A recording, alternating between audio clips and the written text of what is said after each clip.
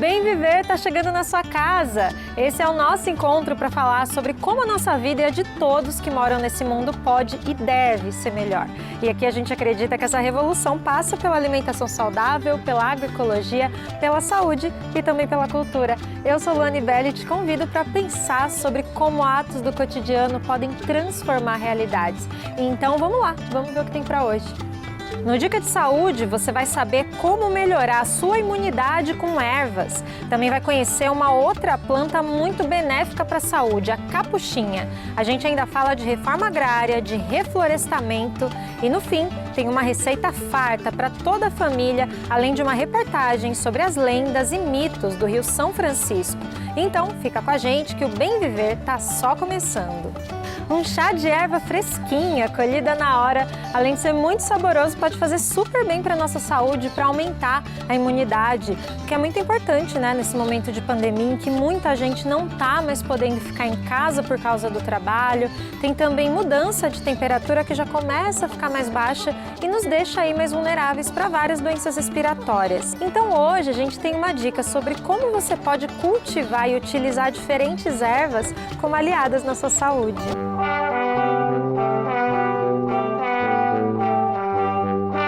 Nesse período pandêmico de isolamento social, alguns estão podendo fazer o chamado home office e alguns estão tendo que ir para a rua porque o trabalho exige. Fato é que todos nós precisamos melhorar, fortalecer a nossa imunidade. Para isso, é fundamental uma alimentação saudável e um bom sono. Aqui a gente tem um exemplo do manjericão, um exemplo da hortelã. A hortelã a gente utiliza, por exemplo, muito no suco verde, né?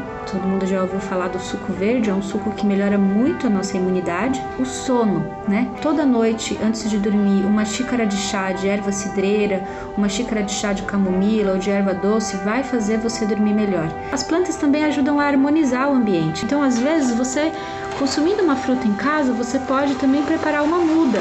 Aqui nós temos uma muda de limão, que foi produzida germinando uma semente de limão na terra, né? Então a gente colocou dentro de uma embalagem de Tetra Pak, né? Vejam aqui embaixo desse tecido tem uma Tetra Pak e você fica um ambiente agradável aqui, né? Tem um solo bom, né? A gente pode colocar uma terra mais adubada, né? Para que a gente tenha então uma muda. E também é muito importante que você molhe, né? A água. Ah, mas quanta de água eu coloco? Depende da planta, né? Em geral, as ervas precisam de bastante água para crescer felizes. E aí, como é que eu sei quando que precisa? Você vai colocar a sua mão na terra e sentir se a terra está úmida ou se está seca. Essa é a melhor forma, né? Você sentir a planta, você observar a planta. Mas também, se você quiser uma regra, eu acho que dá para dizer aí que as ervas precisam de rega todos os dias. E as ornamentais você pode regar um dia sim, um dia não, dependendo da planta, gosta até de menos água, né? E a poda, né?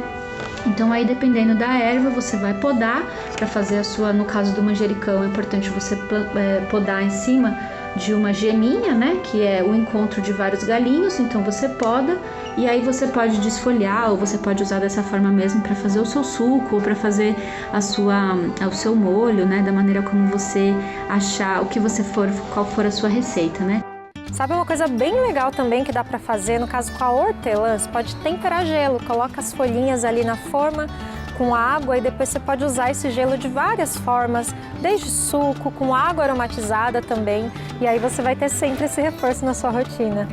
Vamos falar de outra planta que vai fazer muito bem para a sua saúde. É mais uma das séries sobre as punks, as plantas alimentícias não convencionais. No último programa a gente falou da Hora Pronobis. Se você não viu, vai lá nas redes sociais do Brasil de Fato conferir que vale a pena. Essas punks são espécies pouco utilizadas na alimentação por falta de conhecimento e a gente acha que é tudo mato, né? Algumas são até confundidas com ervas daninhas, mas não, gente. As punks são ricas em proteínas, minerais e fibras. Então, a que a gente trouxe para você conhecer hoje é a capuchinha.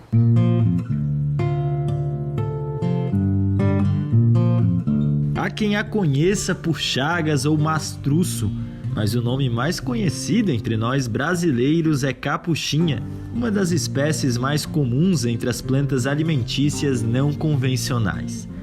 No caso da capuchinha, quem já desbravou seu sabor azedinho, talvez não saiba do seu alto valor nutricional. Ela é rica em vitamina C, potássio, cálcio e zinco. As indicações são para afecções de pele, acne, tudo que envolve assim, alergias, a capuchinha pode ter um efeito terapêutico. As plantas alimentícias não convencionais ainda são pouco utilizadas na alimentação brasileira. Isso se deve à fantasia popular de serem classificadas como mato ou ervas daninhas. No caso da capuchinha, tudo se aproveita. Literalmente eu como das flores, eu como as folhas, eu como os cabinhos, eu só vou mudando a preparação das partes dela. Mas quando eu como as flores, eu ainda me beneficio dos pigmentos. Os pigmentos, eles são ricos em fitoquímicos e são bastante antioxidantes. O biólogo Luiz Fernando Ferreira Paul aproveita todas essas possibilidades. Eu gostei muito de usar ela em recheios de torta. Assim, né? Quando a gente assa, né, ela acaba ficando menos picante. Então, até uma ideia para quem não gosta tanto desse sabor ardidinho aí, é fazer ela assado, refogado, que perde um pouquinho desse sabor. As folhas frescas da capuchinha também são utilizadas para fazer chás, sucos e infusões. Vale fazer um alerta sobre algumas contraindicações da capuchinha. Por exemplo, quem tem úlcera gástrica pode ficar com o estômago ainda mais irritado. Também não é bom para quem tem problemas cardíacos, renais, nem para gestantes e crianças pequenas. Então, para fazer uso desses alimentos, mesmo que naturais, precisa pesquisar para garantir que vai ficar tudo certo. Abril é o mês que marca a luta pela terra no Brasil, é o período de conscientização pela reforma agrária, movimento liderado pelos trabalhadores sem terra. E essa mobilização vai muito além da questão do território. A proposta é garantir alimento para todos os brasileiros. O nosso quadro de entrevista de hoje é para falar sobre isso. A convidada é a Ayala Ferreira, que faz parte da coordenação nacional do Movimento Sem Terra.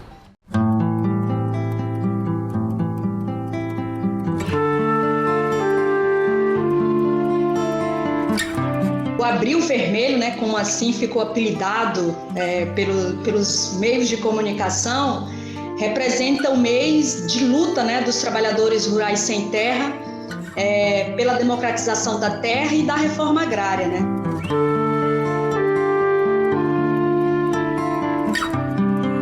Uma data que nós marcamos em função do que ocorreu no dia 17 de abril de 1996, aqui no estado do Pará, no município de Eldorado dos Carajás, um episódio que ficou conhecido mundialmente como Massacre de Eldorado dos Carajás, em que 19 trabalhadores rurais sem terra e outras 69 sem terra ficaram mortos e mutilados por uma ação organizada pela Polícia Militar do Pará.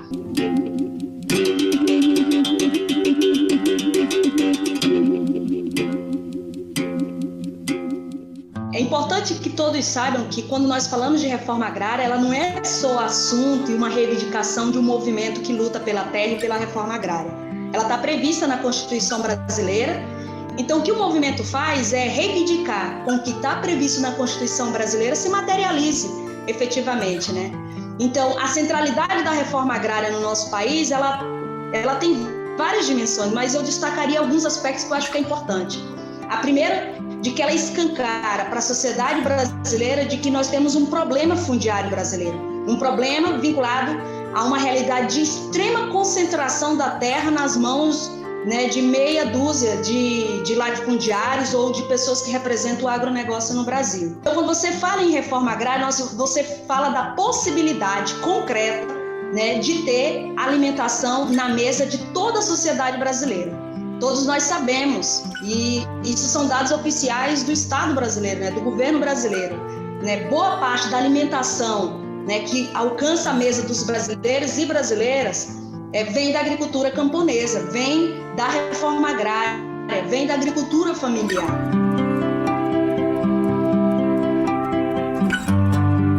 Então, quando você fala da centralidade, da importância da reforma agrária nos dias atuais, você está tentando dizer justamente isso. Beneficia aqueles e aquelas que vão ter a posse da terra, mas beneficia sobretudo a sociedade que poderá ter acesso a alimentos diversos, né, de custo mais barato. Todos nós sabemos do custo da alimentação nos dias atuais, né, de custo mais barato e, sobretudo, né, de alimentos saudáveis, porque essa é uma das dimensões que você fala em agricultura camponesa, em reforma agrária, em agricultura familiar, né? Mas um elemento que é interessante nós compreendermos nesse contexto da pandemia é esse limite, que é concreto, né, de que o capitalismo, esse modelo hegemônico na sociedade brasileira, ele não é, né, um modelo que representará a alternativa para enfrentarmos essa pandemia, essa crise estrutural do capital. Então, quando o MST e outras forças populares do nosso país, enxergando essa realidade tão adversa e tão, né, difícil para os trabalhadores e para as trabalhadoras, nós refletimos o seguinte: olha, nós precisamos apresentar uma alternativa e dizer para o povo brasileiro que é necessário ter esperança e de que existe uma alternativa. E as ações de solidariedade, né, doação de alimento, né, das marmitas solidárias, né, das práticas de saúde, né, nos bairros mais difíceis, periféricos do nosso país, ela é uma pequena demonstração disso que eu tenho mencionado, né, de que a alternativa existe e ela passa pelas relações de solidariedade, de fraternidade, de cooperação entre as pessoas, né?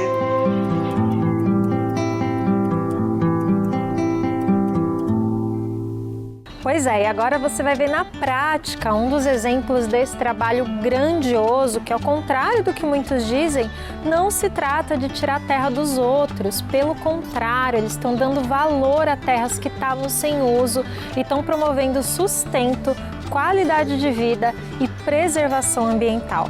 Então vamos para o nosso momento agroecológico conhecer o Plano Nacional de Plantio do MST.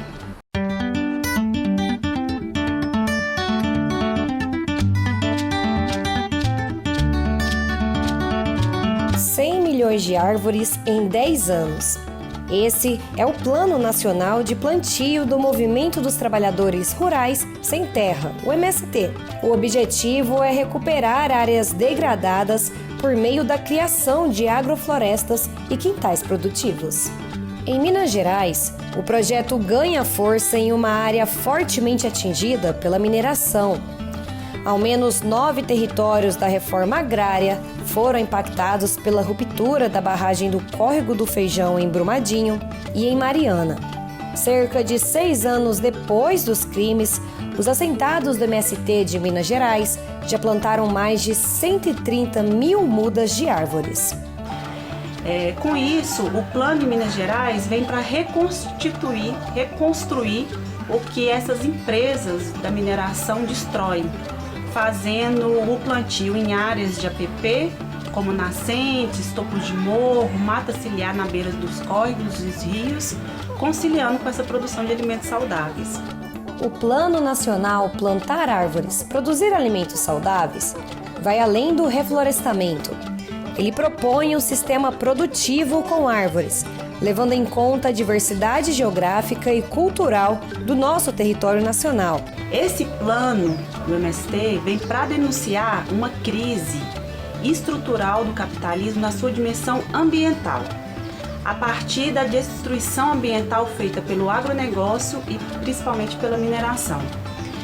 O agronegócio, no seu modelo, devastador, na produção de mercadorias, que não são alimentos, são commodities, que é para exportação, cheio de agrotóxicos, transgenia, e a mineração com sua destruição ambiental, principalmente na fonte de vida que é a água. No Pará, os acampados e assentados do MST também têm semeado a agrofloresta, a vida e a resistência. 100 mil mudas de árvores já foram plantadas, ação que reafirma a necessidade de repensar o modelo de produção no campo em defesa da classe trabalhadora.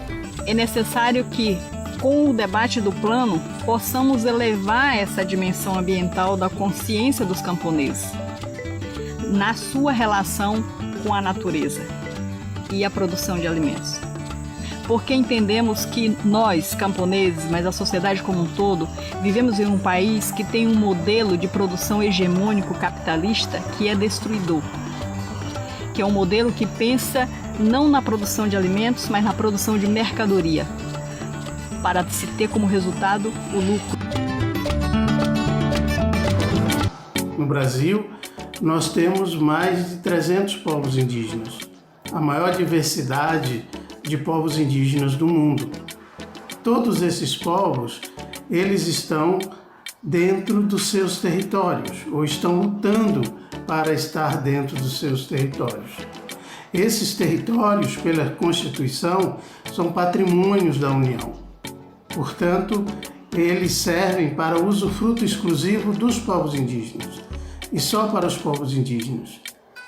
E por isso que esses territórios, eles se mantêm conservados.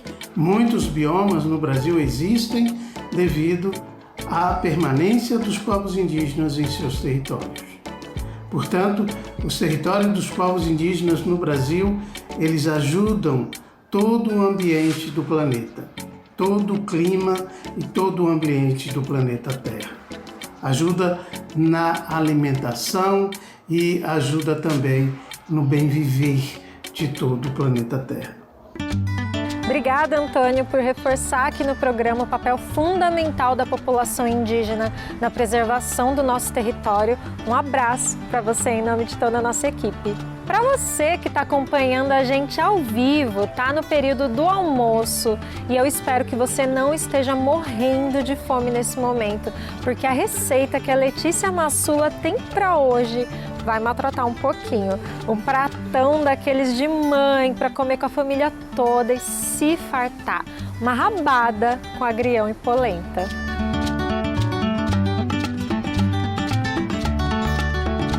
Oi, Luana. Oi, pessoal de casa. Hoje eu quero fazer aqui uma comidona, uma comida grande, comida para juntar a gente em volta da mesa.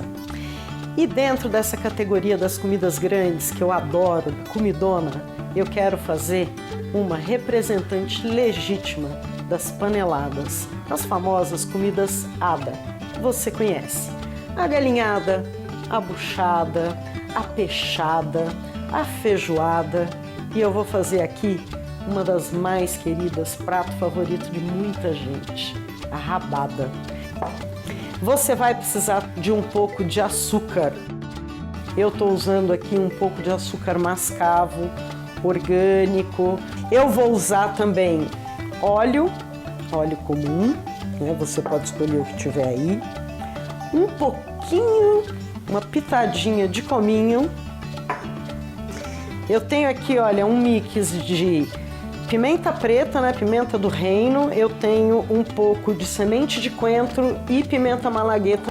Vou colocar também um pouquinho de louro. Eu vou precisar, para finalizar a rabada, agrião, né? É um toque bem especial, vocês vão entender lá no final. E para acompanhar o agrião, eu vou colocar um pouquinho de cebola, porque eu vou usar um pouco do agrião cru, um pouco do agrião direto na rabada. Vocês vão ver que interessante. E, por fim, eu colhi aqui no quintal essas cebolinhas, que eu também vou acrescentar no final da rabada. Tá aqui minha rabada, ela tá desde ontem pegando gosto na marinada de vinho. O que foi nessa marinada? Vou mostrar exatamente, tá bom?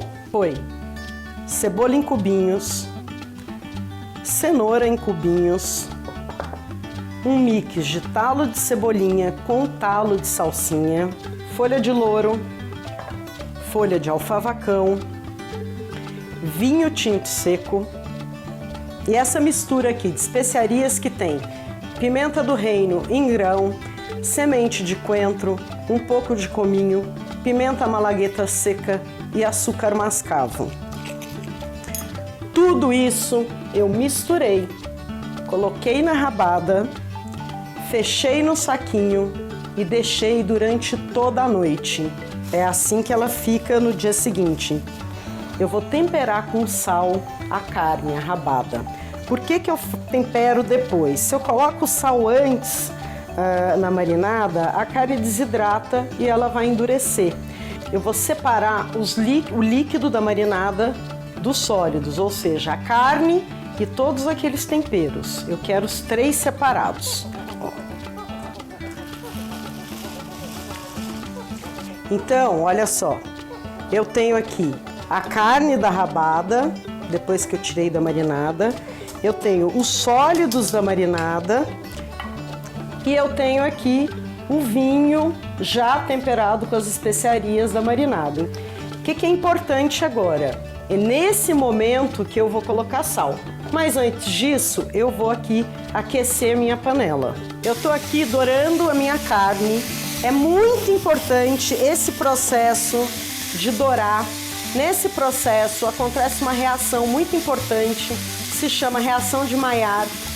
Vai formar uma crosta em volta da carne mais escura, e essa crosta escura é que faz com que a nossa carne fique já evaporou aqui o álcool da minha marinada, né, daquele refogado que eu fiz com a parte sólida, depois eu juntei o vinho. Agora eu vou juntar essa marinada pré-cozida aqui na panela de pressão.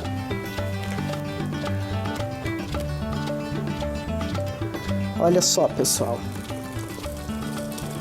Vou acrescentar mais água até cobrir a rabada, tá bom? A rabada, ela demora um tempo para cozinhar. Quando der esse tempo, 35 minutos mais ou menos, aqui no meu fogão, eu vou desligar a panela, eu não vou tirar a pressão, eu vou deixar esfriar, porque nesse processo de esfriar, eu vou separar a gordura do caldo e eu vou tirar o excesso da gordura. Eu não quero uma rabada com muita gordura, então é isso que eu vou fazer agora. Como eu faço isso?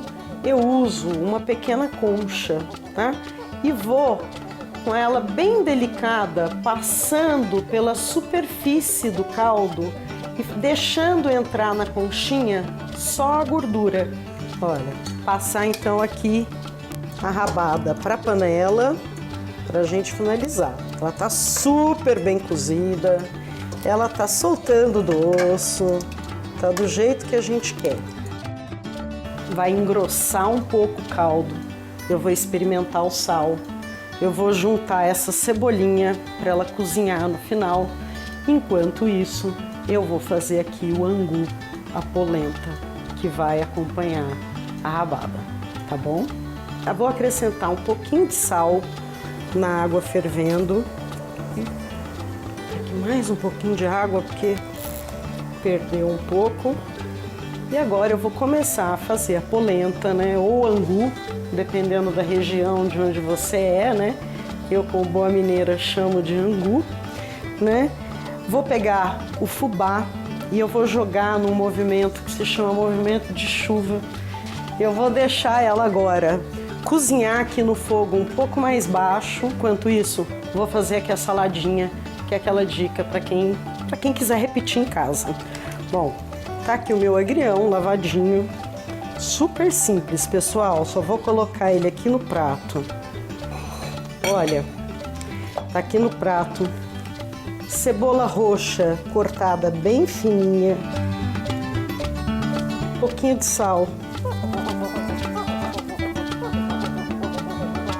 Um pouquinho de limão.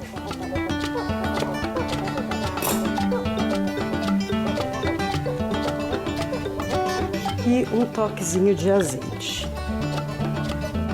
Já experimentei e ajustei o sal.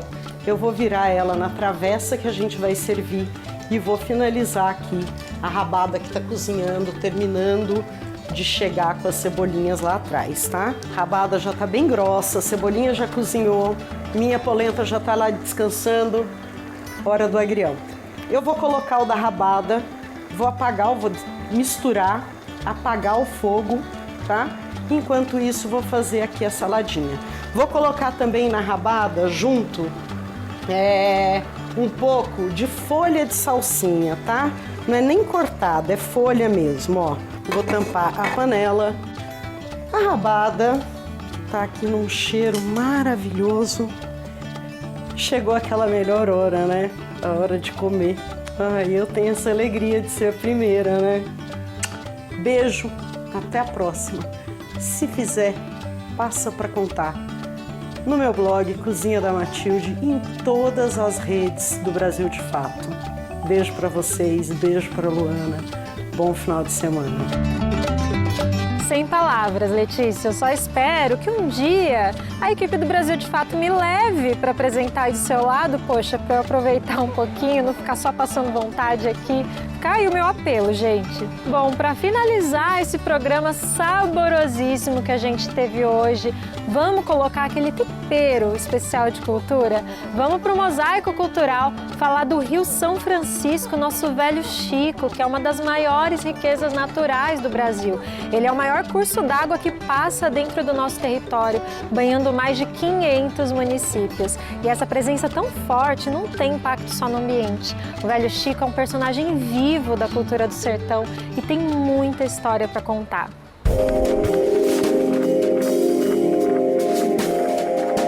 Quando eu era criança, minha avó contava uma lenda pra mim que eu adorava muito, que é a lenda da cobra gigante. Como é que ela é? Existe uma lenda que aqui na Ilha do Fogo, lá debaixo daquela pedra, existe uma serpente gigante, enorme, que ela está amarrada lá debaixo da pedra por apenas 3 fios de cabelo de Nossa Senhora. E que um dia essa cobra vai se soltar e vai engolir Petrolina, Juazeiro. E para piorar, minha avó dizia bem assim, que existia apenas 2 fios já tinham torado e só tinha um segurando essa cobra gigante. A história da serpente da Ilha do Fogo é uma entre as muitas que fazem parte do universo encantado do Rio São Francisco. Passando por 5 estados brasileiros, o velho Chico acumula um folclore rico, nascido da vivência e da imaginação dos ribeirinhos.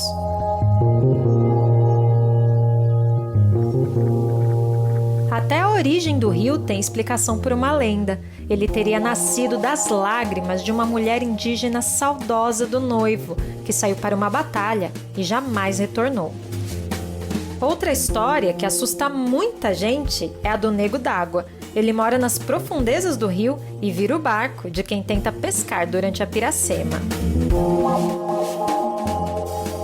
Nós conversamos com muitos pescadores, lavadeiras, nós conversamos com toda essa gente que vive do rio, que vive na beira do rio, que é quase um peixe de viver ali pertinho daquela água.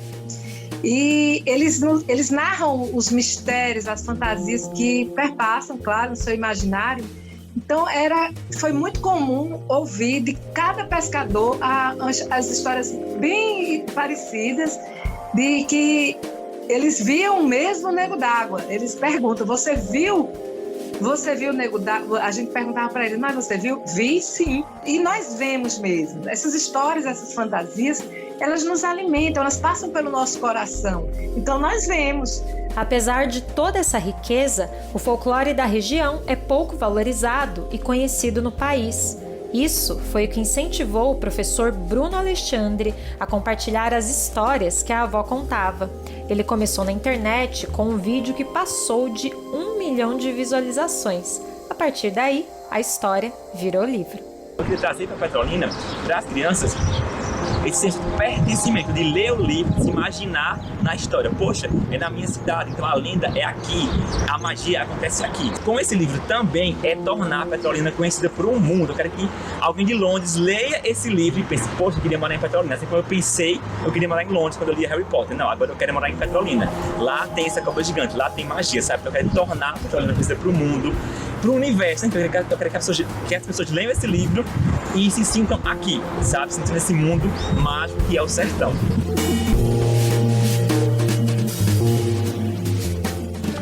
Antes da gente se despedir, eu quero te convidar para participar de uma ação de solidariedade. A partir dessa edição, a gente vai deixar para você sugestões de locais e meios para doação de alimentos e outros recursos. Quem tem fome tem pressa, então se puder, ajude. É isso, esse foi o Bem Viver de hoje. Muito obrigada pela sua audiência. Semana que vem tem mais programa inédito na TV ou nas redes sociais do Brasil de Fato. Lembrando que temos também uma versão no rádio de segunda a sexta, às 11 da manhã. Entra no nosso site para saber como sintonizar ou ouvir por lá mesmo. É radio.brasildefato.com.br. Também tem formato de podcast, tá? No Spotify, no Deezer, no Google Podcast e no iTunes. É só procurar por programa Bem Viver. Até logo. Tchau.